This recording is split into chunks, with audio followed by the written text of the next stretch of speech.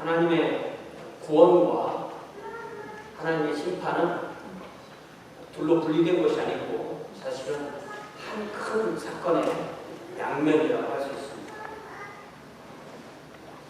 이스라엘이 이집트에서 구원받는 것은 동시에 하나님께서 이집트를 심판하시는 것, 이게 두 개가 하나로 엮여 있습니다. 마찬가지로 예수님을 믿고 구원받는 것도 예수님을 믿지 않고 정죄받는 것과 이렇게 하나로의 사건으로 연결되어 있습니다. 요한계시록에 우리가 지금까지 봐서 알겠지만 구원과 심판이 이렇게 씨줄과 날줄처럼 서로 엮여 있습니다. 그래서 요한계시록은 신자에게는 복이요 불신자에게는 화를 선포하는 책입니다. 그런데 그럼에도 신자가 이 요한계시록을 두려워해서 그냥 덮어두고 읽지 않고 있다면 그것은 분명히 악한 영의 속임에 빠진 결과라고 할 수가 있습니다. 오늘 우리가 읽은 본문도요, 자세히 보면은 1절과 5절, 6절, 7절, 8절은 심판에 관한 말씀이고 2절, 3절, 4절은 구원에 관한 말씀입니다. 특별히 2절부터 4절까지 구원의 말씀을 해보면은 구원받은 성도가 천국에서 하나님의 종 모세의 노래 그리고 어린 양의 노래를 부르는 내용이 나옵니다. 그래서 오늘 제 설교 제목은 어린 양의 노래 이렇게 해서 하나님의 말씀을 함께 나눕니다.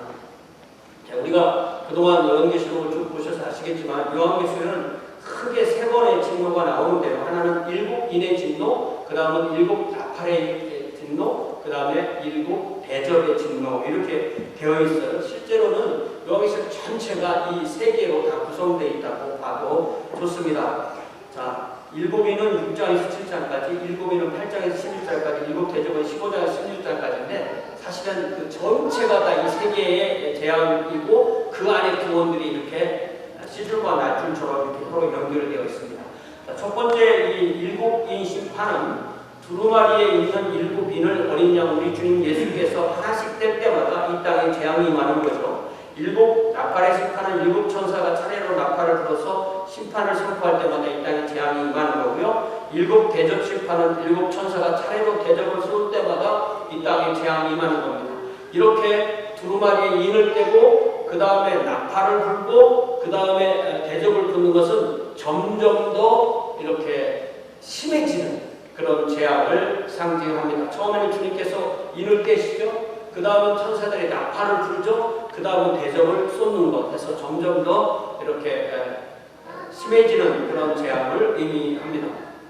이제 이 1절 말씀 보면요. 1절에서 요한이 본 것은 7 천사가 쏟는 7 대접 재앙에 대해서 이제 개괄적으로 1절 말씀에서 말씀하는 거죠. 그러면서 이 하나님의 심판이 이로써 완성된다고 되어 있어요. 하나님의 심판이 이로써 완성된다고 하기 때문에 사실 요한계시록 맨 마지막 20장까지 가서 그 불과 유화로 타는 목까지가 다 7 대접의 재앙에 포함되어 있다고 해도 됩니다. 이렇게 하나님의 심판과 하나님의 구원이 요한계시록에는 계속 이렇게 켜켜이 이렇게 계속 반복해서 나와요. 그래서 요한계시록 20장에서는 심판, 그리고 21장부터 새하늘과 이렇게 나오는 거죠. 그래서 하나님의 심판이 완성되면은 하나님의 구원도 완성되는 거예요. 그래서 심판이 완성된다 그러면서 동시에 구원받은 사람의 구원도 완성되는 것입니다.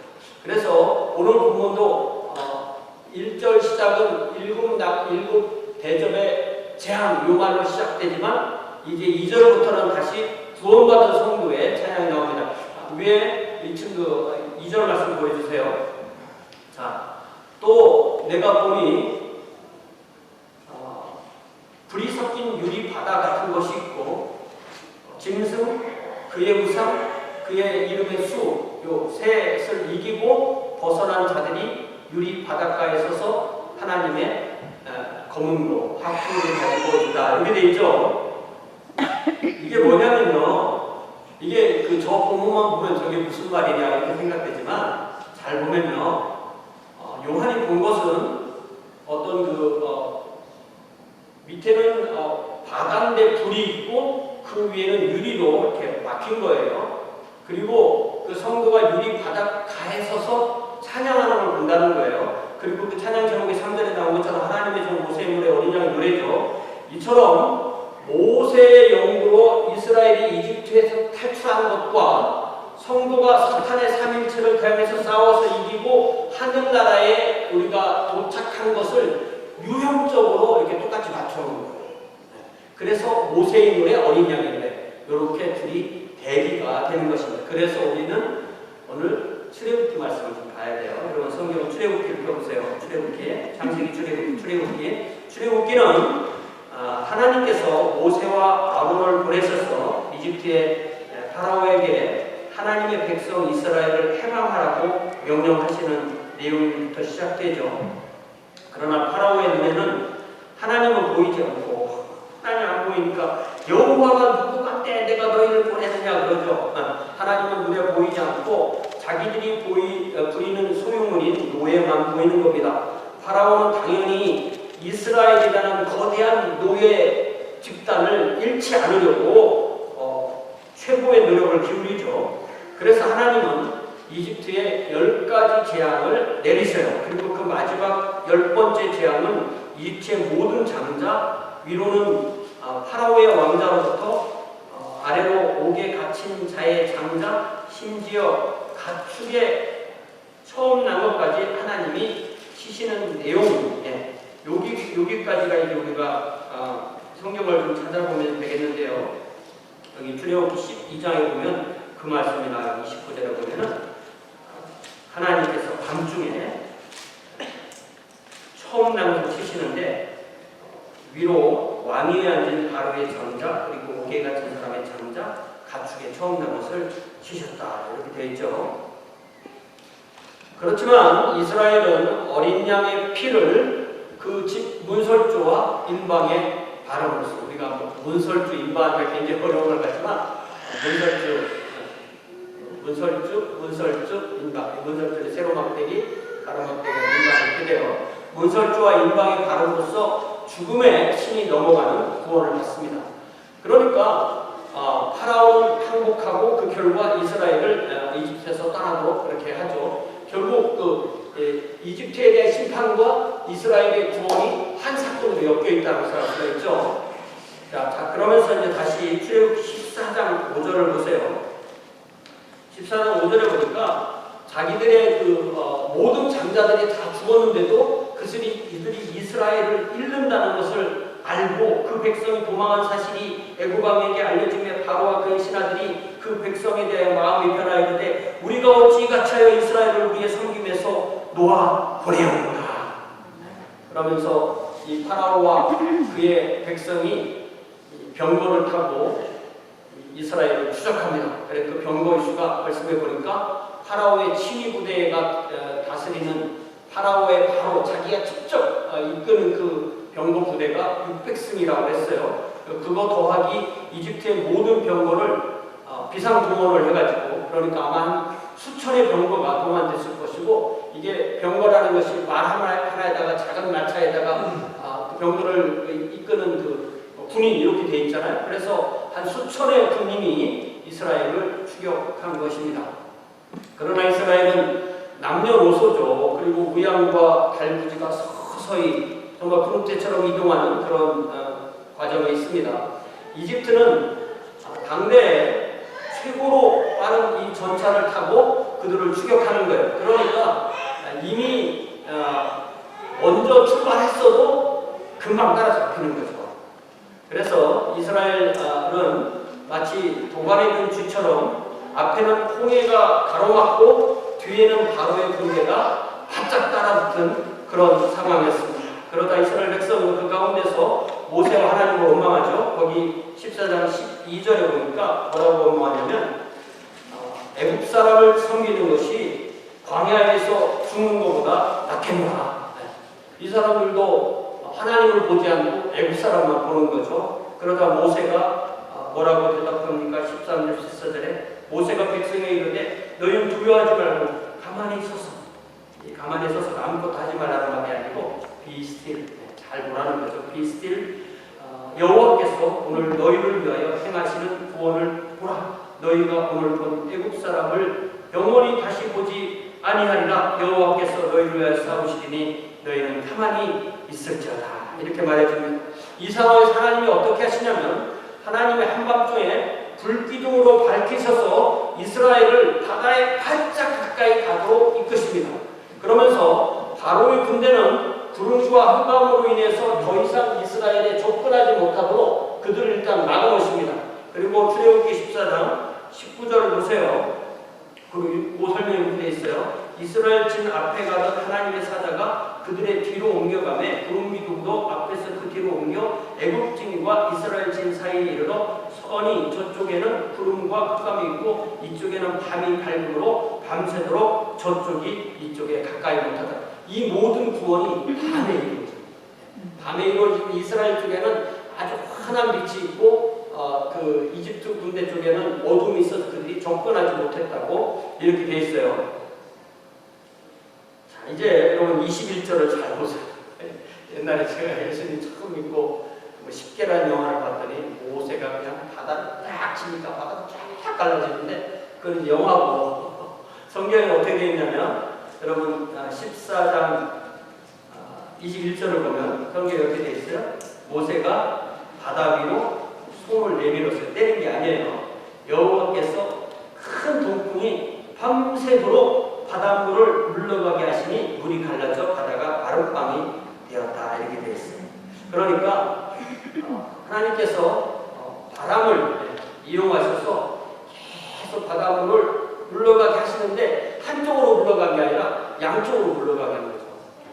여러분 물러가게 하시고 아마 뭐 1시간, 2시간 시간이 지나고 시간이 지나고 바닷물이 갈라져서 그 바다의 밑에가 마른 땅, 사람이 걸어갈 수 있고 마차가 지나갈 수 있는 마른 땅이 되는 거죠. 네. 그동안 이스라엘은 이 홍해 이쪽 면에서 이집트 쪽 면에서 서서 그 모든 것이 이루어지는 것을 보고 있는 거예요.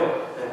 그리고 나서 이제는 됐다 했을 때 이스라엘 자손이 바다 가운데를 육지로 걸어가고 물은 좌우에 그들의 벽이 되고 하나님의 바람이 그러니까 물의 좌우를 벽처럼 세우고 이스라엘이 지나가는 바닷속의 통로는 어떤 바람도 불지 않는 무풍지대를 만드시는 거죠. 이제 이스라엘의 모든 사람이 바다를 건널 때가 되는 거예요. 이게 성인만 60만이고 인구 전체를 계산하면 한 200만쯤 된다고 하는데 거기다 우양도 많고 또 달구지 같은 것도 얼마나 많겠어요? 그러니까 이 통로 자체가 엄청 넓어야 되는 거예요. 네. 그 상태에서 거기를 건너가는 겁니다. 이걸 아마 건너가는데도 또 뭐 몇 시간이 걸렸겠죠. 그 사이에 이제 동쪽에서부터 여명이 밝아옵니다. 파라오와 그의 군대는 바닷가에 이제 자기들이 가까이 이르러 보니까 바닷속의 길도 열려있고 멀리 이스라엘 마지막 무리가 그 통로를 빠져나가는 걸 보는 거죠. 그들은 그 길이 열려있고 거기가 마차가 갈 수 있다고 알고 그대로 전차체로 그대로 바닷속으로 들어가는 그 길로 돌진해서 들어옵니다. 그리고 시간은 더 흘러서 이제는 이른 새벽이 되었고 하나님은 그 상황에서 바닷속 길에서 병거를 어지럽게 하시고 바퀴로 빠져서 달리지 못하게 만들어 봅니다. 그러다 이집트 군대는 이게 뭔가 좀 이상하다. 우리가 도망해서 생명을 구해야 되겠다 하는 생각을 하게 합니다. 그러나 여호와께서는 모세에게 26절에 뭐라고 말씀하세요? 여호와께서 모세에게 이르시되 네 손을 바다 위로 내밀어 물이 애굽 사람들과 그들의 병거들과 마병들 위에 다시 흐르게 하라. 바다에 물을 갈라서 양쪽에 벽을 세우고 길을 말리고 길을 만드는 것이 몇 시간을 걸렸다면 바다를 다시 물을 회복해서 그 물이 합쳐지게 하는 것은 훨씬 적은 시간이 걸렸을 거예요. 그게 시간이 많이 걸렸으면 그 사이에 빠져나가면 되잖아요. 상당히 빠른 시간에 물이 회복되게 되었고 그래서 이제 늦은 새벽이 되었을 무렵에 그 바닷속에 있는 모든 사람 애굽의 왕인 파라오 또 그의 신하 그의 군대 다 죽임을 당하게 됩니다. 물론 말도 다 죽었고 모든 병거와 모든 무기도 그 홍해에 수장되게 되는 것입니다. 그래서 여러분 이제 30절 보세요. 출애굽기 14장 30절. 요 말씀이 우리가 요한계시록 5장 2절에 읽은 말과 어떻게 유형적으로 통하는 걸 보세요. 그날에 여호와께서 이같이 이스라엘을 애굽 사람의 손에서 구원하시매 이스라엘이 어디에서? 바닷가에서 무엇을? 애굽 사람들이 죽어있는 것을 보았더라. 이렇게 되어 있습니다. 이스라엘 백성은 이제 다 홍해를 건너서 이집트 쪽이 아니라 가나안 쪽에 가서 그 바닷가에 서 있는 거고요. 그리고 그들이 서 있는 바닷가에 이집트 그 군인들의 시신이 이미 물에 의해서 죽은 시신이 물결에 밀려서 그 바닷가에 널려 있는 것을 보았다는 그런 뜻이죠.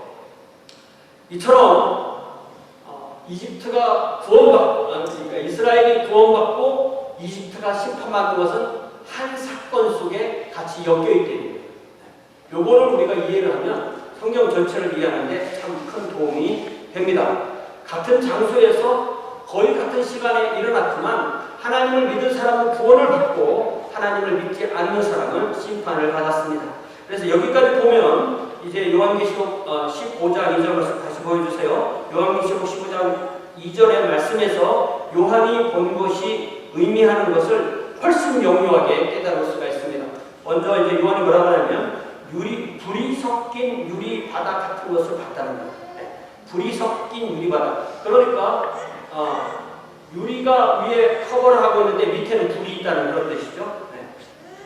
그래서 이 말씀의 시점은 이스라엘이 홍해에서 구원을 받고 건너편 언덕에 다다라 있는 것처럼 우리가 이 세상에서 모든 환난을 다 이겨내고 구원을 받고 천국의 문턱에 딱 서서 있는 그 모습을 우리가 생각할 수가 있는 거예요. 그리고 그들이 불이 섞인 유리바다 같은 것을 보았다고 했죠. 불이 섞인 유리바다는 불과 유황으로 타는 못, 즉 심판의 장소를 의미하는 거예요. 왜냐하면 이 불이라는 것은 항상 심판과 연관이 되어 있습니다.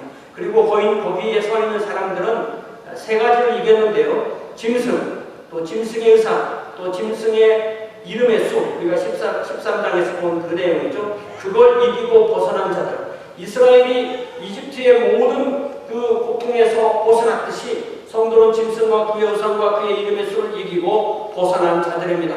이렇게 구원받은 성도를 제외하면 나머지 모두는 심판을 받고 심판받는 모든 사람을 제외하면 나머지 모두는 구원받는 것입니다. 그들이 그 유리 바닷가에 서서 하나님의 악기를 가지고 성도가 바로 그들이 구원받은 그곳, 그들이 구원받지 못한 이들이 심판받는 바로 그 경계점에 서서 악기를 연주하면서 그들을 구원하신 하나님을 찬양하는 거죠. 3절에 바로 그 노래의 제목이 뭐라고 되냐면 하나님의 종 모세의 노래 어린 양입니다.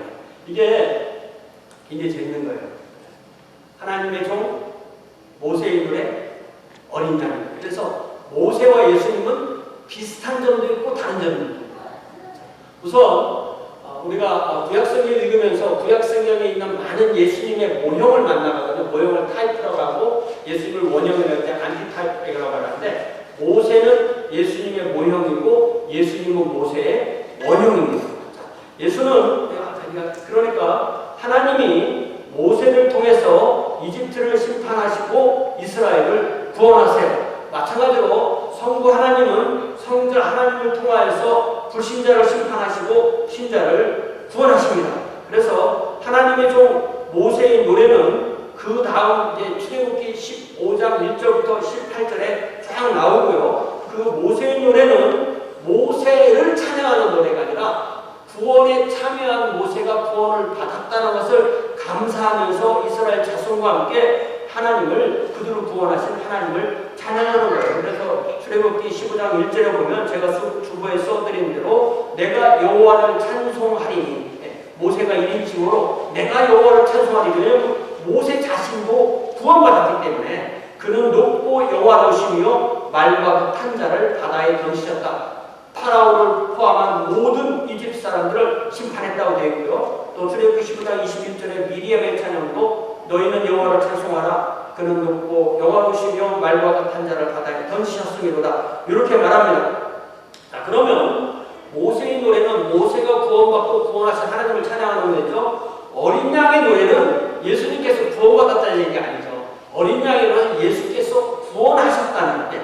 예수께서 부르시는 노래가 아니고 우리가 예수님의 구원을 감사하는, 예수님의 구원을 찬양하는 노래인 거죠. 그래서 어린 양의 노래는 예수님이 부르시는 노래가 아니라 우리가 예수님께 불러드리는 노래가 되는 것입니다. 하나님의 종 모세는 이스라엘 백성과 함께 홍해를 건너 구원을 체험하고 백성을 대표해서 하나님을 찬양했습니다. 그러나 어린 양 예수님은 우리를 위하여 죽으시고 장사되고 부활하심으로써 우리를 구원하셨습니다. 그래서 우리가 부르는 어린 양의 노래는 어린 양의 구원하심으로 우리가 구원함을 받은 것을 하나님께 찬양하는 노래가 바로 어린 양의 노래입니다. 성부 하나님이, 성자 하나님, 어린 양 예수를 통해서 우리를 구원하신 것을 인해서 하나님을 찬양하는 노래를 어린 양의 노래라고 하는 것입니다. 그래서 이 노래의 제목을 길게 말하면 하나님의 종 모세의 노래, 어린 양의 노래이고, 짧게 말하면 그냥 어린 양의 노래라고 할 수 있는데, 그 내용이 3절에 깊이 못하라고 하죠. 주 하나님 곧 전능하신 이시여 하시는 일이 크고 놀라우시다. 이 찬양이라는 것은 원래가 하나님께 드리는 거죠. 그래서 이 찬양은 어린 양께서 우리를 구원하신 것으로 인하여서 전능하신 우리 주 하나님의 크고 놀라우심을 찬양하는 것입니다. 두 번째로 만국의 왕이시여 주의 길이 의롭고 참되시도다. 하나님은 만국의 왕이십니다. 그래서 우리 요한계시록 11장에서도 세상나라가 우리 주와 그리스도의 나라가 되고 그가 세세토록 왕으로 하시리로다. 그러니까 세상 나라가 하나님의 나라고 그가 왕으로 하신다고 할 때 성부 하나님도 왕이시고 성자 하나님도 왕이세요. 아버지와 아들이 동시에 왕인 걸 뭐라고 말해요? 공동통치라고 해요. 그래서 성경에서는 성부가 왕이시면 성자가 왕이 아닌 거고, 성자가 왕이시면 성부는 왕이 아닌 것처럼 사람이 생각하는데, 성경에 보면 두 분 다 왕으로 그렇게 표현됩니다. 자, 세상 나라 만국은 하나님의 소유이기 때문에 하나님의 왕국의 원래가 세상 나라 자체가, 그래서 우리가 지난주에 본 그 마태복음 13장의 밭의 교회에서도 밭은 주님의 밭이라고 했고 그것이 세상이라고 했잖아요. 그러나 그것은 창조의 의미에서 하나님의 왕이 세상이에요.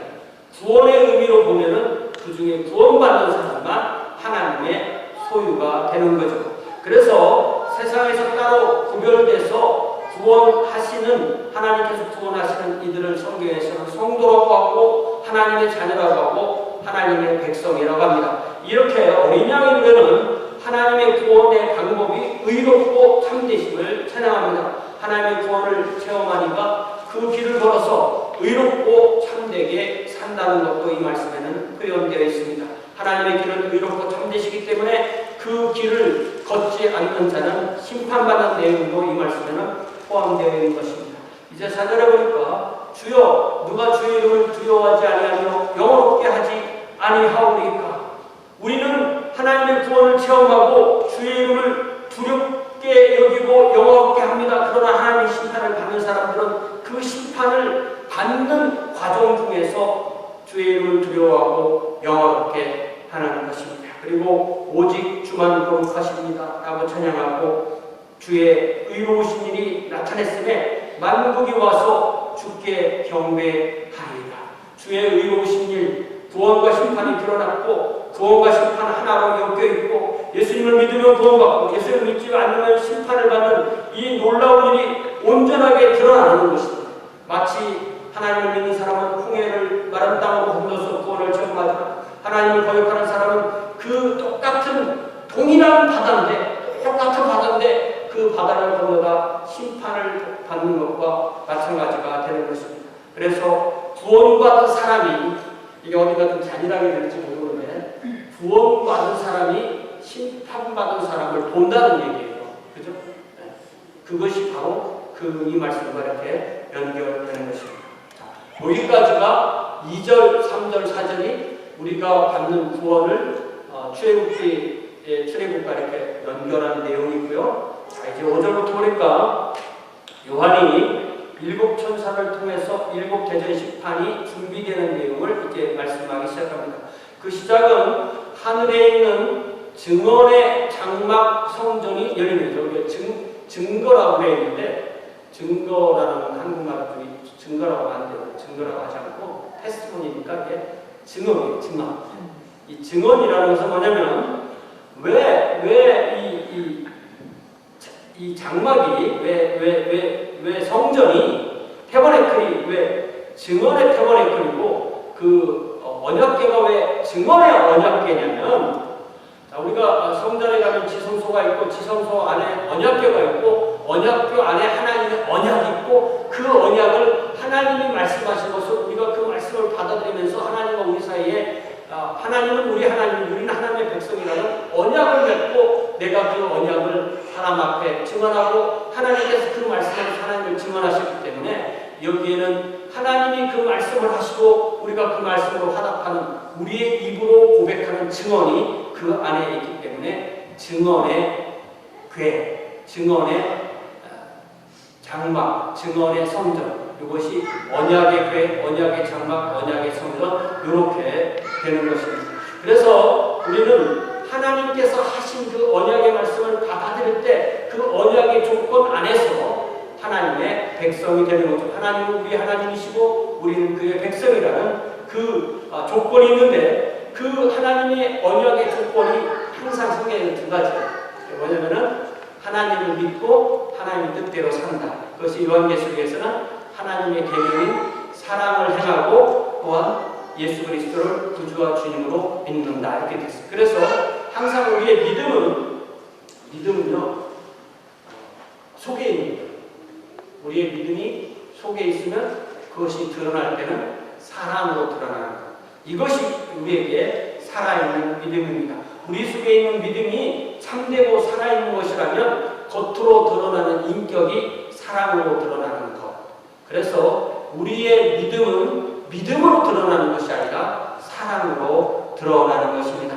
바로 이 요한계시록 15장 5절에 나오는 이 성전이 바로 하나님의 언약이 이렇게 선포되는 것. 그것이 바로 성전이죠. 우리가 교회 와서 예배드릴 때도 결국 뭐 하는 거예요? 결국 하나님을 예배하고 설교자를 통해서 하나님의 말씀이 증언되고 여러분이 화답하고 하는 것이 마찬가지지. 그렇기 때문에 하늘의 증거 장막의 성전이라는 것은 그 핵심에는 바로 하나님의 말씀을 중심으로 우리가 하나님과 하나 되었다는 것을 의미하게 되는 것입니다. 그래서 우리는 주님 앞에 나 예배할 때마다 주님의 말씀을 듣고 주님의 증언을 듣습니다. 그리고 그 반응으로 우리의 신앙을 아멘으로 고백합니다. 우리의 죄를 회개합니다. 그리고 다시 우리에게 주어진 또 한 주간을 하나님의 백성으로 또 하나님의 왕국 백성으로 하나님의 제사장으로 사는 것이 우리의 삶이 되는 거죠. 이제 1절에 보니까 그 성전에서 7 재앙을 가진 7 천사가 나오고요. 그들은 맑고 빛난 세마포옷을 입고 가슴에는 금띠를 띄었다고 했죠. 이러한 그들의 복장은 하나님의 심판을 준엄하게 드러내는 것이라고 볼 수 있습니다. 이제 7절에 보니까 그 네 생물 중에 하나, 다시 말하면 이 체루빔 천사 중에 한 천사가 영원토록 살아계신 하나님의 진노를 가득히 담은 금 대접 7을 그 7 천사에게 주는 거예요. 마치 이집트의 파라오와 그 백성에게 10가지 재앙을 주는 것처럼 이 7 대접의 재앙이 하나님을 거역하는 세상에 부어지기 위해서 7 천사에게 딱 그 대접마다 가득 채워서 준다는 그런 뜻이죠. 이제 8절에 보니까 이제는 하나님의 영광과 능력으로 말미암아 하늘의 성전에 연기가 가득합니다. 여러분 무대에 연기가 확 피어오르는 거 기억나시죠? 장엄한 그런 광경을 연출하는 거죠. 그러면서 이제 7 천사는 7 대접 재앙을 쏟을 준비를 하고 그 재앙이 다 쏟아지어야만 그들이 다시 성전으로 돌아갈 거다 이렇게 되어 있어요. 자, 제가 좀 복잡하게 설명하는 것 같아도 간단하게 말하자면 하나님과 하나님의 구원과 심판은 예수님 한 분에 달려있다. 성경 전체의 요약입니다. 하나님의 구원 그리고 하나님의 심판은 예수님 한 분에 달려있어요.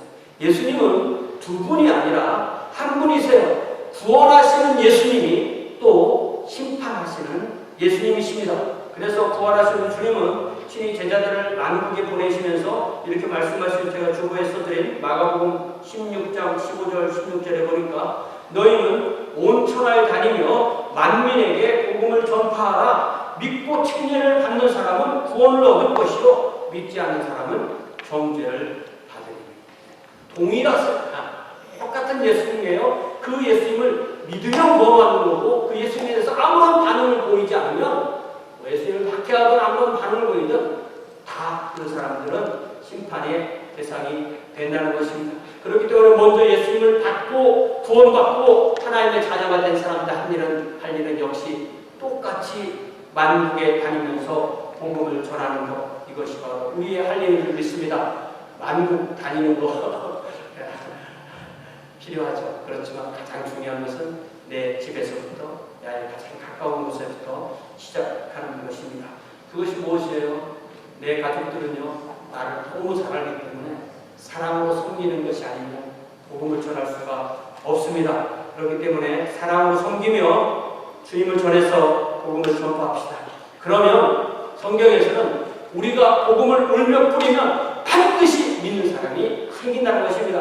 그렇게 저와 여러분이 어떻게 믿었어요? 누군가 우리에게 복음을 전해 주었기 때문에 믿었습니다. 그렇기 때문에 우리도 또 누군가에게 복음을 전하면 그 사람들이 믿는다는 것입니다. 그러나 예수님을 믿지 않는 사람은 정죄를 받습니다.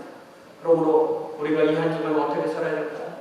사랑으로 섬기면서 또한 눈물로 기도하면서 복음의 씨를 뿌리는 저와 여러분 될 수 있기를 주님의 이름으로 부탁을 드립니다. 사랑으로 섬기지 않으면 복음을 전할 수 없습니다. 이 시간 만져주시는 동안에 이 한 주도 다시 사랑으로 섬기며 복음을 전하는 저와 여러분이 되겠다는 귀한 결단의 기도를 주님 앞에 드릴 수 있기 바랍니다.